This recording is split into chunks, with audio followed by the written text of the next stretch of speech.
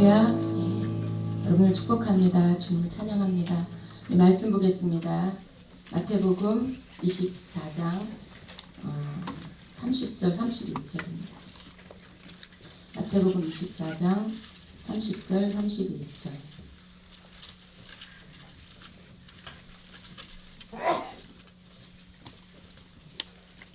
같이 한 목소리로 읽겠습니다. 그때에 인자의 징조가 하늘에서 보이겠고 그때에 땅의 모든 족속들이 통곡하며 그들이 인자가 구름을 타고 능력과 큰 영광으로 오는 것을 보리라. 그가 큰 나팔 소리와 함께 천사들을 보내리니 그들이 그의 택하신 자들을 하늘 이 끝에서 저 끝까지 사방에서 모으리라. 아멘. 제가 계속해서 반복해서 우리 준재교회 성도님들에게 반복해서 말씀하고 또 말씀하는 것은 우리 주님이 다시 오신다라는 메시지입니다. 여러분 주님이 곧 오십니다. 주님의 그 정하신 때에 곧 오실 것입니다. 이 말씀을 계속해서 여러분이 또 들어야 하고 들어야 합니다. 우리는 이 땅에 살기 때문에 우리가 영적인 말씀을 듣고 천국의 말씀을 들어도 또다시 우리는 금방 세상적인 그 삶의 패턴으로 우리는 돌아가요. 세상적인 생각의 굴레로 우리는 돌아갑니다. 왜냐하면 우리가 땅에 살고 있기 때문에 그렇습니다.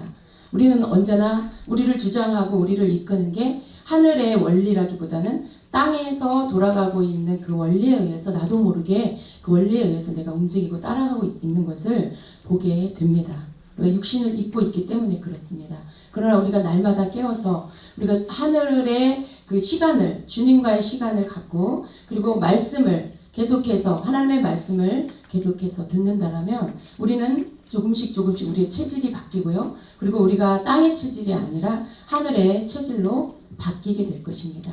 여러분 주님이 오신다는 소식은 아주 오래전부터 있어 왔어요. 그러나 이제 우리는 세상을 보면서 우리 주님이 오실 날이 그렇게 멀지는 않았다라는 것을 믿지 않는 자들조차도 느낄 수 있을 만큼 아주 가까이에 와 있다는 것을 우리가 압니다.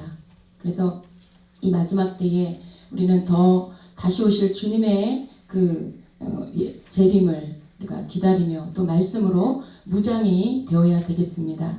우리가 하나님의 말씀을 제대로 알지 못하면 주님이 다시 오신다라는 이 말씀에 너무나 많은 거짓된 것들을 속을 수가 있습니다.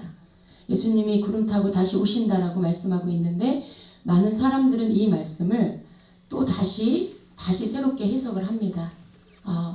예수님이 구름을 타고 오신다? 어떻게 구름을 타고 오실까? 예수님이 손오공인가? 이런 사람도 있을 거예요. 너무나 사람이 생각할 때 비상식적이다라는 생각을 하는 거죠. 그러나 여러분 하나님의 말씀 속에서 예수님이 구름을 타고 오신다라고 하셨으면 그렇게 하시는 거예요. 여러분 우리가 하나님의 말씀에 토를 달 수 없습니다. 이걸 우리의 인간적인 지식으로 재해석하는 것이 아닙니다. 하나님의 말씀에 그렇게 말씀하시면 우리는 그걸 믿고 있는 것이죠. 그리고 그 일들은 하나님께서 이루어 가실 것입니다. 그래서 우리의 마음속에 심어야 할 것은 하나님의 말씀에 주님이 오실 때 구름 타고 오신다라고 말씀하신 것, 많은 사람들의 눈에 보게 될 거라는 것. 주님은 어느 날 갑자기 오시지만 그러나 모든 사람이 보시도록 오실 것이라는 것입니다. 그래서 오늘 다시 한번 우리가 주님의 다시 오심에 대해서 함께 말씀을 나누고요. 그리고 예수님께서 오실 때에 이 땅에 오시는 이유가 뭘까? 이 땅에 오시는 목적이 뭘까? 말씀을 가지고 다시 한번 보도록 하겠습니다. 먼저 첫 번째로 예수님은 재림하실 때 반드시 구름을 타고 오신다라는 것입니다. 우리가 읽은 마태복음 24장 30절에는 그때의 인자의 징조가 하늘에서 보이겠고 그때 땅의 모든 족속들이 통곡하며 그들이 인자가 구름을 타고 능력과 큰 영광으로 오는 것을 보리라 라고 말씀하고 있고요. 마가복음 13장 26절에도 그때의 인자가 구름을 타고 큰 권능과 영광으로 오는 것을 사람들이 보리라 말씀하고 있습니다. 누가복음 21장 27절에도 그때의 사람들이 인자가 구름을 타고 능력과 큰 영광으로 오는 것을 보리라. 여러분 성경의 여러 군데에서 똑같은 말씀을 계속 반복하고 있어요. 왜 그럴까요? 또 계시록에도 1장 7절에 볼지어다 그가 구름을 타고 오시리라. 마가복음 14장 62절에도 내가 그니라 예수께서 이르시되 내가 그니라 인자가 권능자의 우편에 앉는 것과 하늘 구름을 타고 오는 것을 너희가 보리라. 예수님이 이렇게 직접 말씀하셨어요. 여러분 예수님이 구름 타고 오신다라는 말을 성경 전체에 한 군데만 딱 기록을 했다면 아마 그것을 다른 뜻으로 해석하는 어떤 일들이 굉장히 많이 일어날 거예요. 지금 이렇게 많은 구절에 예수님이 구름 타고 오신다라고 말씀하고 있는데도 그것에 대해서 다르게 해석하는 사람들이 있어요. 그런데 한 구절, 두 구절만 해놨다면 아마 더 많은 사람들이 그거에 대해서 다른 해석을 할 것입니다. 이건 상징이다 라고 하면서 또 다른 해석들을 할 거예요. 그러나 너무나 많은 구절에서 이 똑같은 말씀을 하고 계세요. 그것은 뭡니까? 반드시 그렇게 될 것이다 라는 뜻이에요. 반드시 예수님이 구름을 타고 올 것이다 라는 것을 강조하고 있는 것입니다. 예수님은 구름을 타고 오십니다. 이 21세기에 구름을 타고 온다라는 이 말이 너무나 비현실적으로 들릴 수 있겠지만 그러나 하나님은 하실 수 있습니다. 예, 하나님은 하실 수 있어요. 초자연적인 모든 일들을 하나님은 성경에서 이루셨습니다. 자, 그렇다면 두 번째로 예수님이 구름을 타고 다시 오시는 그 목적이 무엇일까요? 그것은 첫 번째는 알곡과 쭉정이를 구분하여 분별하시기 위해서 오십니다. 알곡과 쭉정이를 분별하시고 그 다음 그들을 데려가시기 위해서 오시는 것입니다. 택한 자들을 알곡으로 분별된 자들, 택한 자들을 예수님은 데리러 오시는 것입니다. 먼저 알곡과 쭉정이를 분별하십니다. 마태복음 3장 12절에는 손에 키를 들고 자기의 타작마당을 정하게 하사 알곡은 모아 곳간에 들이고 쭉정이는 꺼지지 않는 불에 태우시리라 말씀하고 있어요. 자, 예수님이 오셨을 때 이러한 일이 있을 것이다 라는 것이죠. 또 마태복음 13장 30절에는 둘 다 추수 때까지 함께 자라게 두라. 추수 때에 내가 추수꾼들에게 말하기를 가라지는 먼저 거두어 불사르게 단으로 묶고 곡식은 모아 내 곳간에 넣으리라 말씀하고 있어요. 이렇게 구분되어지는 것을 계속 말씀하십니다. 알곡과 쭉정이를 구분하고 곡식과 가라지를 구분한다라고 말씀하시고 있습니다. 마태복음 13장 41절에는 인자가 그 천사들을 보내리니 그들이 그 나라에서 모든 넘어지게 하는 것과 또 불법을 행하는 자들을 거두어내어 풀목불에 던져 넣으리니 거기서 울며 이를 갈게 되리라. 예수님이 오시는 이유, 이것이 첫 번째 이유입니다. 예수님이 오심을 여러분 기다리십니까? 예수님의 오심을 우리 기다려야 돼요. 여러분 우리가 예수님 다시 오심을 사모해야 돼요.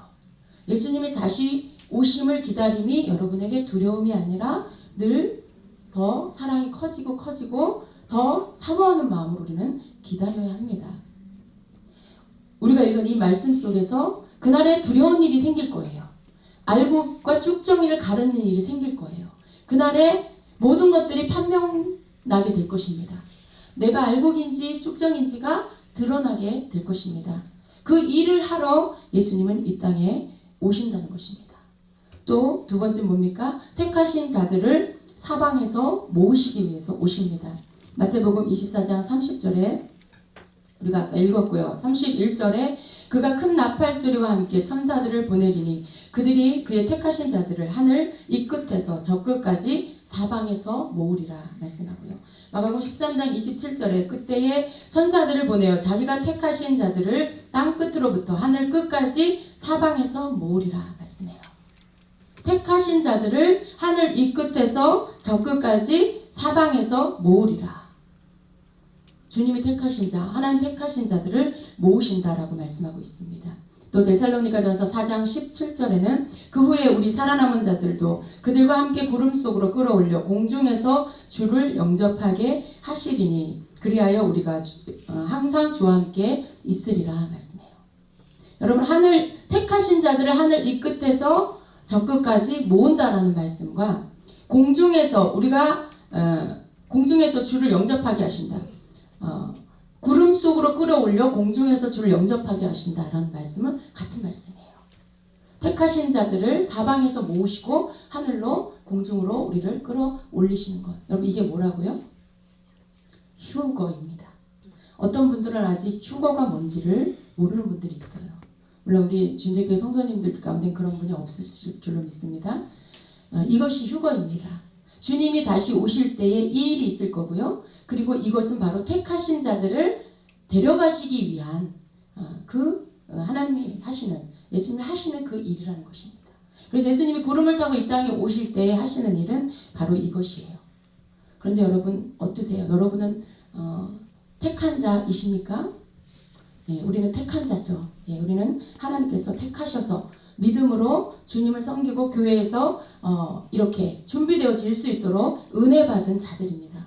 그런데 우리가 주의해야 할 것이 있습니다. 성경에서는 마지막 때에 미혹이 있을 것인데 그 미혹의 때에 택하신 자들까지도 미혹을 받게 된다라고 말씀을 하고 있습니다. 마태복음 24장 24절에 거짓 그리스도들과 거짓 선지자들이 일어나 큰 표적과 기사를 보여 할 수만 있으면 택하신 자들도 미혹하리라 말씀하고 있어요. 보라, 내가 너희에게 미리 말하였노라. 그러면 사람들이 너희에게 말하되 보라, 그리스도가 광야에 있다 하여도 나가지 말고 보라, 골방에 있다 하여도 믿지 말라. 여러분, 마지막 때에 예수님 오시기 직전에 미혹이 있는데 그때 택하신 자들조차도 이 미혹 가운데 빠지게 되는 일이 있을 것이라는 거예요. 여러분들 가운데, 저와 여러분들 택하신 자들 안에서도 미혹당하는 자들이 있게 될 거라고 예수님은 미리 성경에 말씀하고 있습니다. 여러분은 어떠세요? 그 미혹에 넘어가지 않을 자신이 있으십니까? 여러분, 우리가 긴장해야 하는 이유, 우리가 깨어 있어야 하는 이유는 내가 택함을 받았을지라도 그 끝에 주님 오시는 그날까지는 절대로 우리가 안심할 수 없다는 거예요.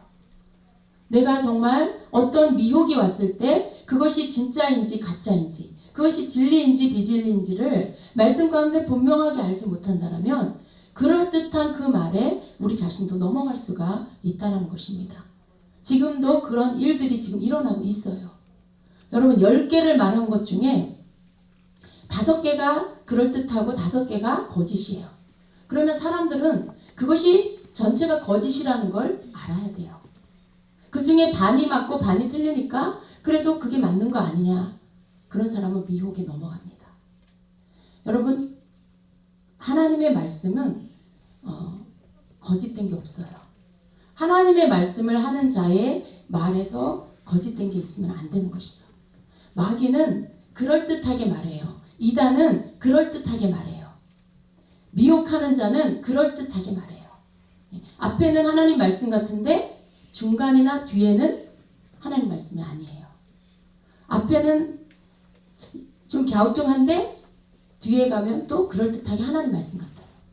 그런 어떤 속이는 것들이 있다는 것이죠. 그것이 바로 미혹이에요. 절대로 처음부터 끝까지 거짓만 말하지 않아요. 처음부터 끝까지 모든 사람이 다 알 수 있도록 잘못된 것을 말하지 않아요. 그럼 누구나 다 알죠. 저건 거짓이야. 그렇게 알죠. 그렇다면 그건 미혹이 아닙니다. 미혹은 반은 맞는데 반은 틀리거나 또 7개는 맞는데 3개는 틀리거나 8개는 맞는데 2개가 틀리거나 10개 중에 하나가 틀리거나 그런 어떤 잘못된 것이 분명히 있다는 것이죠.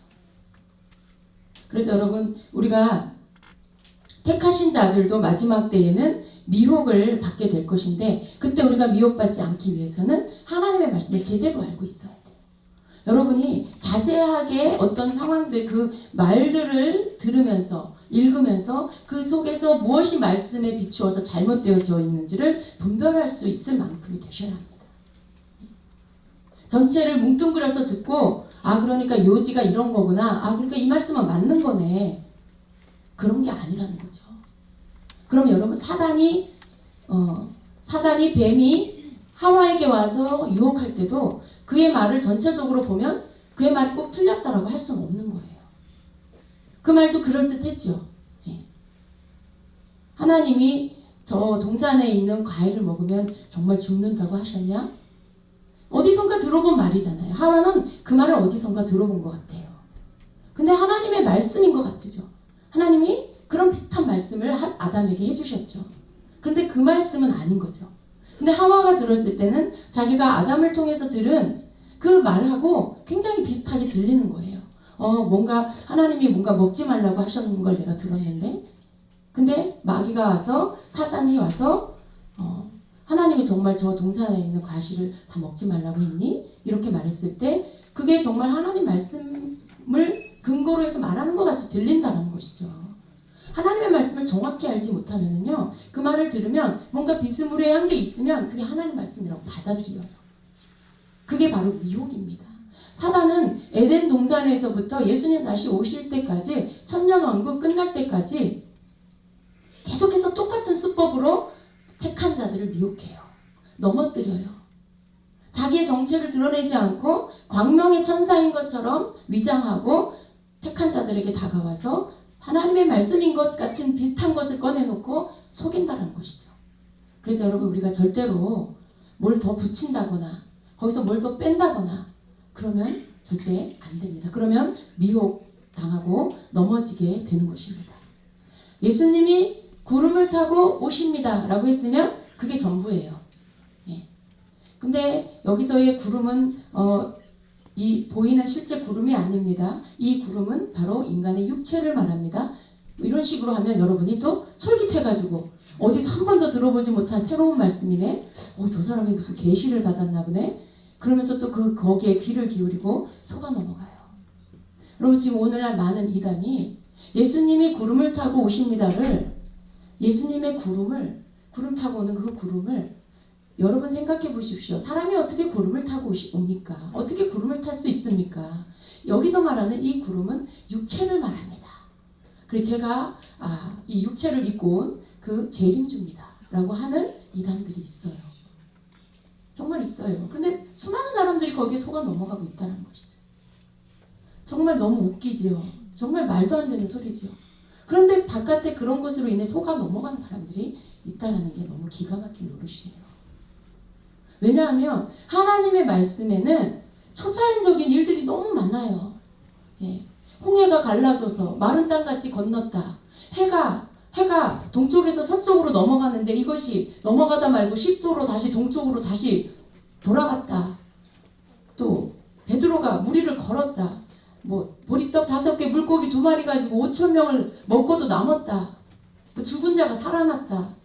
이런 모든 초자연적인 이 말씀들을 믿음이 없는 사람들이 볼 때는요, 이 모든 말씀들이 무슨 하나의 신화 같은 거예요. 무슨 옛날 동화 이야기 같은 거예요. 그러니까 그것을 가지고 믿지를 못하는 그 마음에 사단이 거기에다가 다른 논리와 어떤 인간이 믿을 만한 어떤 그런 논리를 만들어서 그런 어떤 그 지식을 더해서 사람들에게 그럴듯하게 믿도록 만들어서 다시 제시한다는 거죠. 초자연적인 하나님의 전능하심을 믿지 못하기 때문에 그런 거예요. 여러분, 우리에게 있어야 할 것은 딴 게 아니에요. 하나님은 전능하시다. 하나님은 능치 못함이 없으시다. 하나님의 말씀에 기록되어져 있는 말씀은 이루셨고 지금도 이루고 계시고 미래적인 것들은 앞으로 이루실 것이다. 그걸 우리가 믿는 거예요. 그것이 과거에도 초자연적인 일들이 이루어졌고요. 또 그때 그 하나님의 그 시간대에 이루어졌고요. 지금도 초자연적인 일들은 일어나고 있고요. 그리고 앞으로 구름 타고 다시 오시겠다라고 하신 그 말씀은 그대로 이루어질 것입니다. 여러분은 그 말씀을 그대로 믿으면 돼요. 거기에서 더 넘어가지도 마시고, 그것을 거기에다 더 뭘 붙이지도 마시고, 거기에서 뭘 빼지도 마시고, 그렇게 해서 절대로 미혹당하지 않는 자가 되어야 합니다. 정말로 많은 이단들이 그런 말들을 믿어요. 그런데 여러분, 이 말씀이 상징일까요? 예수님 구름 타고 오신다는 걸 여러분 정말 믿으세요? 네, 믿으셔야 돼요. 이것이 사실이라는 말씀이 성경에도 또 증거를 보여주고 있습니다. 사도행전 1장 9절로 11절을 보면 예수님이 부활하시고 40일 동안 이 땅에 계시다가 하늘로 승천하시는 장면이 나와요. 근데 그 장면에서 보면 예수님이 사람들에게 말씀을 하시고 그리고는 하늘로 끌어올려서 공중으로 올라가십니다. 그리고 공중으로 저만치 올라가시다가 구름에 가려서 예수님이 보이지 않자 사람들이 막 예수님을 쳐다보고 있어요. 많은 사람들이 거기서 예수님 쳐다보고 있어요. 그리고 났을 때 천사들이 말하죠. 너희가 무엇을 보고 있느냐라고 해요. 여러분 사도행전 1장 9절에 이 말씀을 마치고 그들이 보는데 올려져 가시니 구름이 그를 가려 보이지 않게 하더라.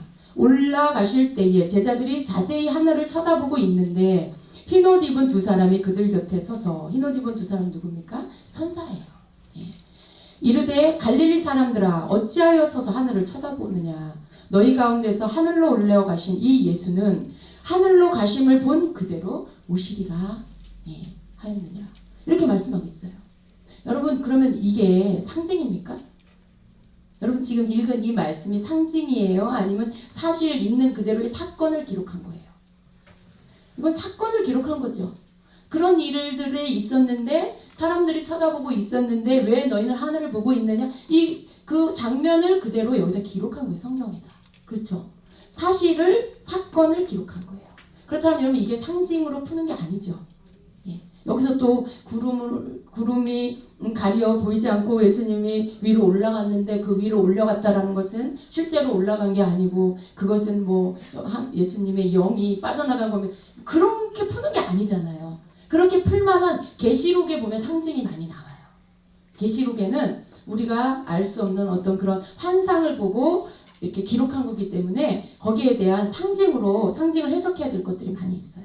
그러나 지금 이 사도행전 1장의 이 말씀은 어떤 상징이 아니라 있는 그대로를 기록한 거예요. 택한 자들을 데리러 오십니다. 알곡을 구분해서 그들을 데려가시려고 예수님 구름 타고 오실 것입니다. 그때에 여러분은 낙오되지 마시고 반드시 공중으로 끌어올림을 받는 휴거를 받는 여러분 되셔야 합니다. 남겨진 자가 아니라 올라가는 여러분이 꼭 되셔야 합니다. 예. 그리고 마지막으로 예수님이 알곡과 쭉정이를 구분하시는데 그러면 이 예수님이 알곡과 쭉정이를 분별하실 때 이것은 어디에서부터 이 작업을 시작하시는가 이걸 우리가 알아야 돼요.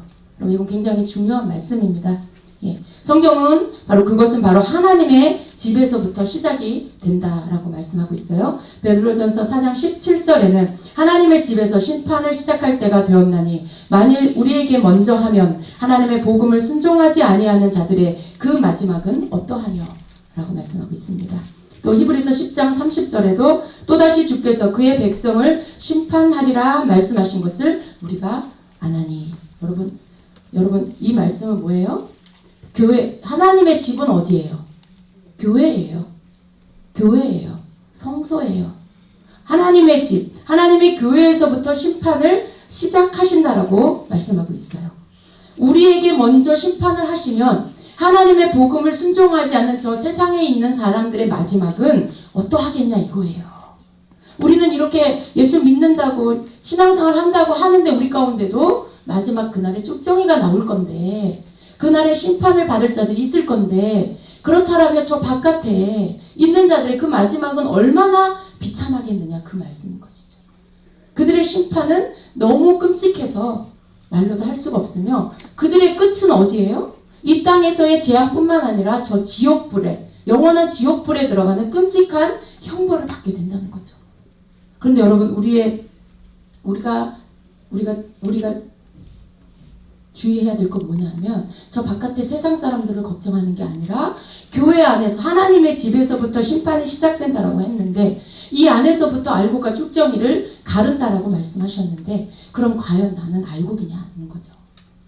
여러분 내가 알곡이냐라는 것을 우리가 나를 점검하는 게 날마다 삶에서 필요합니다. 하나님의 말씀은 교회를 다닌다고 해서 다 알곡이다 말씀하고 있지 않아요. 하나님의 말씀은 너희가 나를 주로 고백했으니까 너희가 다 천국 가고 휴거 받을 거다 그렇게 말씀하고 있지를 않습니다. 여러분 교회에서부터 심판을 시작한다라는 말은 교회 안에 있는 교인들 이 안에 예배당 안에 있는 예배드리고 있는 자들 가운데 교회를 등록하고 있는 자들을 가운데서 심판이 있을 것이다. 그들 가운데 알곡과 쭉정이를 가를 것이다 라는 것입니다. 그렇다면 여러분 내가 정신을 차려야 되겠죠. 내가 정말 알곡인지 내가 나를 점검해 봐야 되겠죠. 우리는 하나님 앞에서 다시 오실 우리 주님을 맞이할 그 준비가 어디서부터 우리가 점검하는 게 아니라 바로 나 자신에서부터 내가 준비가 되었는지를 봐야 하는 것입니다. 마태복음 7장 21절에는 나더러 주여 주여 하는 자마다 나 천국에 들어갈 것이 아니요 다만 하늘에 계신 내 아버지의 뜻대로 행하는 자라야 들어가리라 이렇게 또 말씀합니다. 여러분 주여 주여라는 소리는 교회 밖에서 나는 소리가 아니지요. 교회 안에서 교회 다니는 자들이 주여 주여 하는 것입니다. 그런데 그들 가운데 아버지의 뜻대로 하지 않은 자는 천국에 가지 못한다라고 말씀하고 있어요. 그래서 여러분 우리는 진짜가 돼야 됩니다. 진짜가 돼야 돼요. 예수님이 구름 타고 오셔서 진짜와 가짜를 구분하실 거예요. 누가 진짜인지 누가 가짜인지를 주님께서 구분하셔서 가짜는 절대로 주의 나라에 못 갑니다.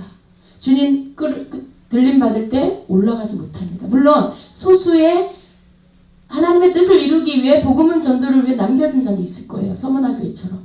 서문화 교회 성도들처럼. 그런데 대부분의 알곡 성도들은 다 그때 들림을 받는 것입니다. 그럴 때 여러분 우리가 가짜가 되면 안 돼요. 진짜가 돼야 돼요.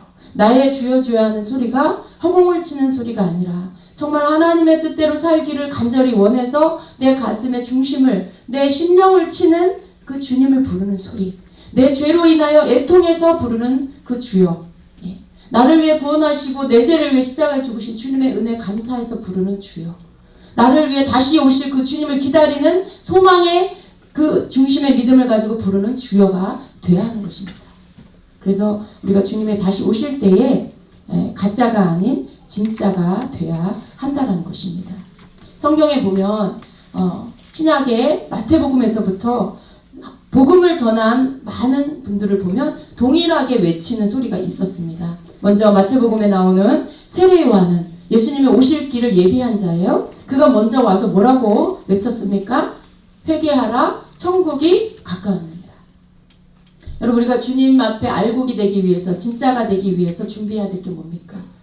우리는 회개의 삶을 살아야 돼요. 천국은 누가 가는 것이냐면 회개하고 죄에서 떠난 자가 가는 거예요.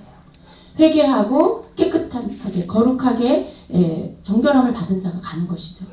그래서 우리 속에 회개하는 그 회개의 삶, 그리고 회개하고 회개에 합당한 열매 맺는 삶, 그 삶이 우리에게 있어야 하는 것입니다. 세례요한은 회개하라, 천국이 가까웠느니라 말씀했어요.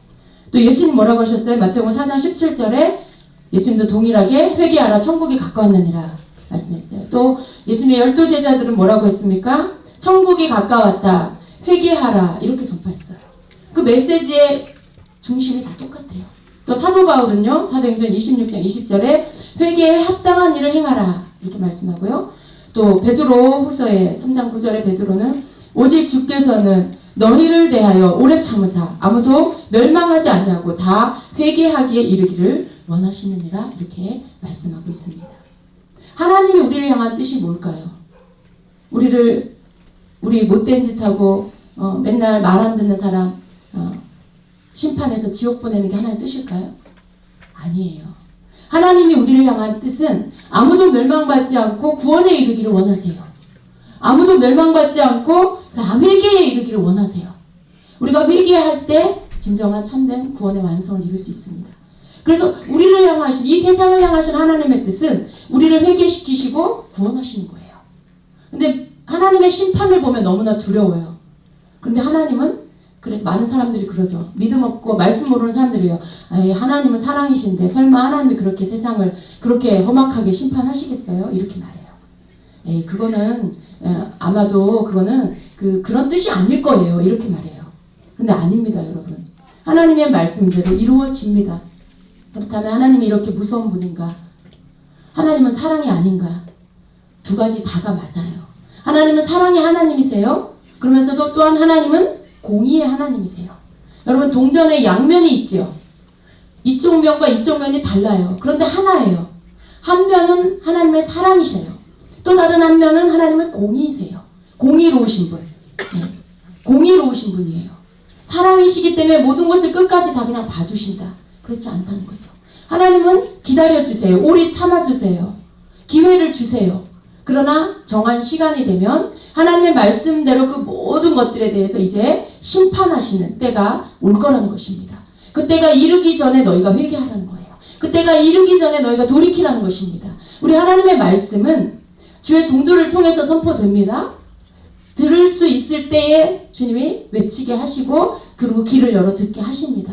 이 말씀을 듣고 깨닫고 돌이켜 회개하는 이것이 바로 여러분에게 주어진 기회예요. 언젠가 내게 또 기회가 오겠지. 난 조금 더 세상에서 더 놀고 싶어. 난 조금 더 내 마음에서 이 내 쾌락과 욕망을 이렇게 즐기고 싶어. 여러분 그러나 그 사람에게는 어쩌면 기회가 안 올 수도 있어요. 우리에게 주어진 이 시간 하나님께서 하나님의 크신 사랑으로 우리를 기다려주시고 우리를 이렇게 기회를 주시는 이때에 회개하고 돌이키라는 말씀인 거죠. 내가 너희를 사랑한다. 내가 너희를 구원하기를 원한다. 내가 너희를 지옥 가운데서 건져 내 나라 가운데로 들어가는 그러한 자로 내가 너희를 구원하기를 원한다. 죄에서 떠나서 돌이켜 내게로 돌아오라. 거룩한 삶을 살아라 라고 말씀하시는 거죠. 더 이상 죄에 빠져있지 말아라 라고 말씀하시는 거죠. 그때 우리의 삶을 돌이켜서 주님 앞에서 거룩한 삶, 구별된 삶을 우리가 산다면 우리 안에 주님의 다시 오심을 준비하며 그날을 기다리는 그러한 삶으로 우리가 즐거움 가운데 그렇게 살 수가 있습니다. 하나님은 사랑이십니다. 그러나 하나님은 공의의 하나님이십니다. 그래서 하나님의 말씀대로 오래 참으시고 기다리시지만 그 끝날에 하나님의 공의는 이루어지고 심판은 있어지게 될 겁니다. 그럼 우리가 우리 주님의 다시 오심을 믿는 자로서 주님의 다시 오시는 그 목적이 알곡을 쭉정이와 알곡 가운데 알곡을 가르시고 그리고 그 택하신 자들을 데려가시기 위해서 오십니다. 하나님의 심판은 하나님의 교회에서부터 시작되고 있습니다. 그럴 때 여러분 이제 이때가 바로 하나님의 집에서부터 심판할 그때입니다. 여러분 절대로 미혹받지 마시고 여러분 마음에 조금이라도 틈을 내주지 마세요. 마귀가 좋아하는 것들을 버리세요. 마귀가 나로 하여금 친구 삼아 좋아하려고 하는 것들이 내 안에 남아있으면 반드시 그 사람은 미혹받게 돼 있습니다. 죄를 타협하는 자는 반드시 미혹받게 돼 있어요. 절대로 여러분 그것들을 버리세요. 이기심을 버리시고 탐심을 버리세요. 어떤 이기적인 욕심을 버리세요. 그런 시기 질투와 어떤 내 마음속에 탐욕을 버리십시오. 내 속에 어떤 분노와 혈기를 버리십시오. 이러한 세상적인 모든 세상으로부터 오는 이러한 욕망과 이러한 나를 위하는 내 자아를 위하고 내 영광을 위하는 모든 것들이 우리에게서 내어 버려져야 됩니다. 그럴 때 우리가 미혹받지 않는 자가 될 수 있어요.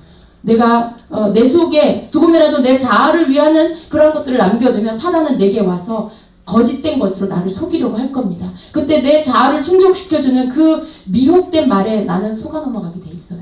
왜냐하면 내가 그걸 믿고 내 영광 결국은 내가 그걸 내 영광 내가 괜찮은 사람이 되고 싶은 욕망 안에서부터 내가 그것들을 받아들이게 되기 때문에 그렇습니다. 절대로 여러분 자신을 비우세요. 여러분의 마음에 어떤 것도 여러분 자신을 위하는 것들을 다 내려놓고 오직 주님으로만 채우십시오. 주님의 마음으로만 채우십시오. 하나님의 말씀으로만 채우십시오. 그럴 때 여러분이 미혹된 거짓된 어떤 비진리가 거짓된 것들이 왔을 때 여러분은 그것을 바로 분별할 수 있는 자가 될 것입니다. 아, 이건 하나님의 말씀이 아니야. 이건 거짓이야. 여러분이 판별할 수 있으셔야 돼요. 그런 자가 되기 위해서는 여러분 자신 속에 남아있는 불순물들을 다 내어 버려야 합니다. 그것이 바로 거룩한 삶입니다.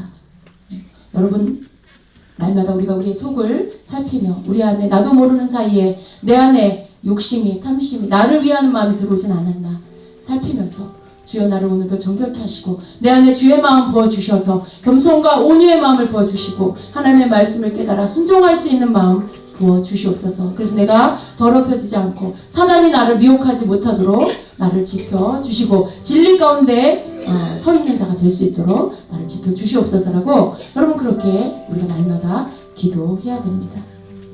우리 안에 계시는 주님을 믿으세요. 나를 사랑하시는 주님을 믿으세요. 그러나 여러분 주님은 여러분이 떠나지 않는 한 여러분을 떠나지 않습니다. 배반하지 않으십니다. 그러나 많은 사람들이 자기 자신이 주님을 떠나요. 자기 자신이 주님을 부인해요. 오늘도 우리는 우리의 삶 속에 얼마나 많은 때에 주님을 부인하고 있습니까? 내가 죄를 지을 때마다 예수님을 부인하는 거예요. 내가 나 자신을 위한 내 욕심을 채울 때마다 그때마다 예수님을 부인하는 거예요. 내가 예수님을 부인할 때마다 나는 예수님과 상관없는 자가 됩니다. 나는 그 순간 가룟 유다와 같은 자가 되는 거예요. 여러분 내 속에서 예수님을 부인하는 것들을 이제는 버리세요. 나와 예수님 사이에 무엇을 택할 것이냐. 나를 부인하고 예수님을 택하는 예수님을 순종하는 예수님의 뜻에 순종하는 저와 여러분이 되시기를 축원합니다. 그것만이 우리가 다시 오실 예수님을 맞이할 수 있는 길입니다. 그것만이 우리 주님 다시 오시는 그날에 내 눈이 주를 보고 공중에서 주님을 배울 수 있는 그 특권을, 그 휴거의 특권을 누릴 수 있는 자가 되어지는 것입니다. 우리 준비됩시다. 주님이 우리에게 오실 때에 조금 더 부족함이 없는 자, 점도 없고 흠도 없는 그런 자로 준비되어질 수 있도록 날마다 깨어서 우리 주님의 말씀을 먹는, 순종하는 그러한 자들이 됩시다. 아멘.